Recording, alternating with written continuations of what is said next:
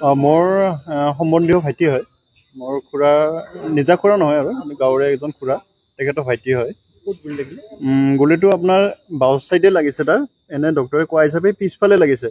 পিছফালে লাগি গৈ পেলাই এইফালেদি ওলাই গৈছে গুলিটো, ঠিক কান্ধৰ ওচৰেদি। আৰু আমি খুব ভয়ে খাইছিলোঁ আচলতে।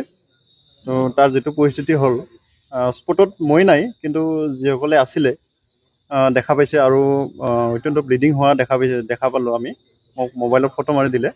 তাৰপিছতে মই ততাতৈয়াকৈ আহোঁ মানে তেওঁলোকে আপোনাৰ পুলিচৰ গাড়ীতে আনিছে অৱশ্যে, মুছলপুৰ আমাৰ যিখন হস্পিটেল আছে, চৰকাৰী হস্পিটেল, তো তাইলৈকে আনি তাতে প্ৰাথমিক চিকিৎসাখিনি হ'ল আৰু তাতে চিটি স্কেন বা অন্যান্য হেৰিখিনি কৰিলে।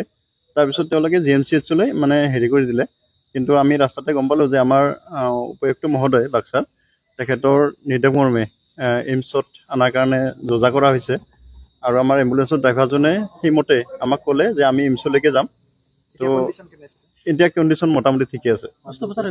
অস্ত্ৰোপচাৰ হ'ল। অস্ত্ৰোপচাৰ মানে বিশেষ হেৰি নহয় আৰু তেখেতৰ যিটো গুলিৰ মানে ফুটা হৈছিলে, সেই ফুটাত পানী জমা আৰু ব্লাড জমা হোৱা বুলি কৈছে ডক্টৰে। আৰু সেইখিনি পাইপৰ জৰিয়তে ওলোৱাৰ তেওঁলোকে খুব ততাতৈয়াকৈ বেছি ব্যৱস্থাখিনি কৰিছে, ভাল লাগিছে এইখিনি। আৰু বৰ্তমান তেওঁ সুস্থ থকা বুলি আমি গম পাইছোঁ। তেখেতৰ নাম দীপক মিধি। জলাগাঁও, এনে গাঁওখন জলাগাঁও, ডুমৰিৰ পৰা অকণমান পশ্চিম ফালে, বাক্সা জিলাত।